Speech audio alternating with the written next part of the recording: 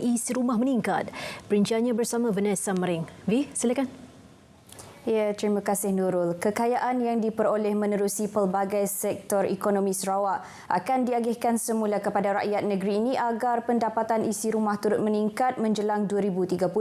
Premier Datuk Patinggi Tan Sri Abang Johari Tunopeng menjelaskan dengan status negeri berpendapatan tinggi seperti yang diiktiraf pakar ekonomi Bank Dunia adalah penting pendapatan lebih itu diagihkan semula kepada penduduk dan golongan sasar.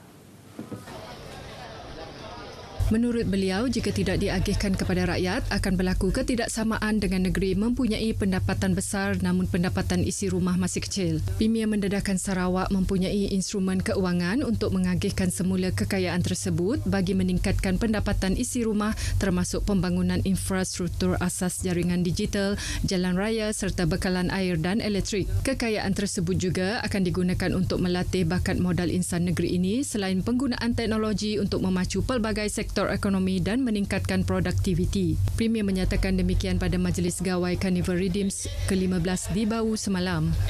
Sementara itu, Pengerusi Pusat Pertubuhan Pergerakan, Penyelidikan dan Pembangunan Singai Sarawak Redeems, Datuk Peter Nansian Ngusi dalam ucapannya berkata, Redeems akan terus menyokong sektor pelancongan negeri menerusi penganjuran pelbagai program. Antara program yang telah dirancang tahun ini ialah Battle of the Bands, Borneo Trails Classic selain konsert Wings dan ekspedisi. Turut dalam agenda pelancongan tahun hadapan ialah Redeems World Tribal Festival.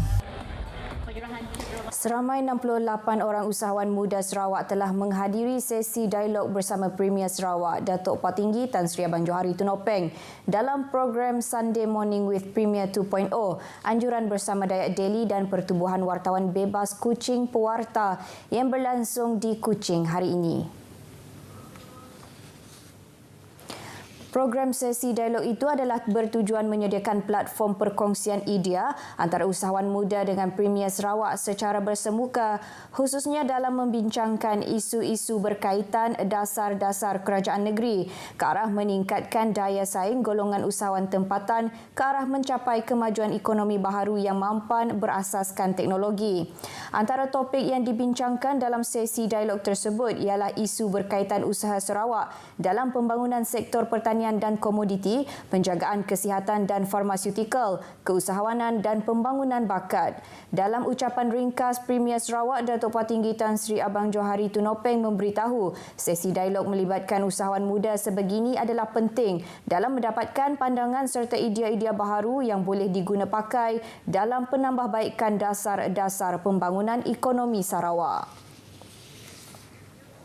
Penglibatan wanita perlu dalam memajukan negeri Sarawak dengan merebut peluang yang sedia ada demi kesejahteraan masyarakat serta kestabilan ekonomi.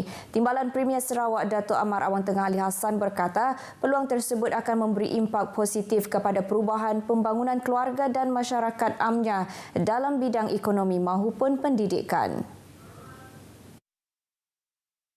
Ujarnya lagi, pihak kerajaan juga berusaha menubuhkan taska dan tadika seperti sedidik di setiap daerah negeri ini bagi memastikan ibu yang berkerjaya dapat menghantar anak-anak ke pendidikan prasekolah berkualiti tinggi sambil fokus kepada kerjaya masing-masing.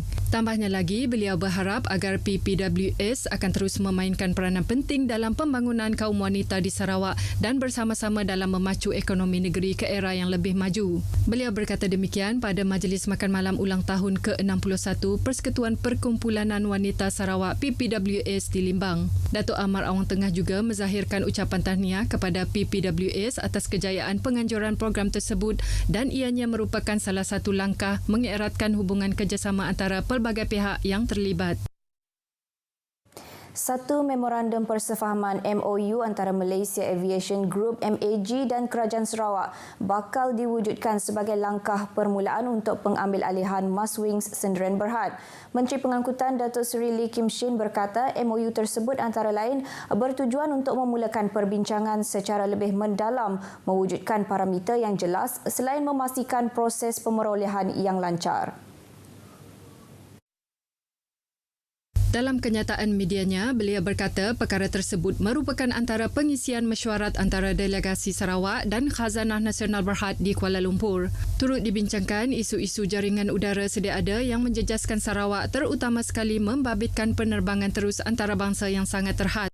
Sarawak kini hanya mempunyai 3 laluan antarabangsa iaitu Singapura, Bandar Seri Begawan dan Jakarta. Sehubungan itu, beliau menyeru untuk mewujudkan usaha bersepadu bagi menubuhkan lebih banyak laluan antarabangsa untuk mempromosikan pelancongan, perdagangan dan pelaburan di negeri ini. Datuk Seri Lee turut menyuarakan penghargaan kepada Khazanah Nasional Berhad atas sokongan terhadap aspirasi Kerajaan Sarawak untuk menubuhkan syarikat penerbangannya sendiri. Objektif utama mesyuarat itu adalah untuk memberi taklimat kepada Khazanah mengenai cadangan pengambilalihan maswing oleh Kerajaan Sarawak sebagai susulan daripada pertemuan dengan Menteri Pengangkutan Anthony Locke pada 30 Jun lepas di Putrajaya.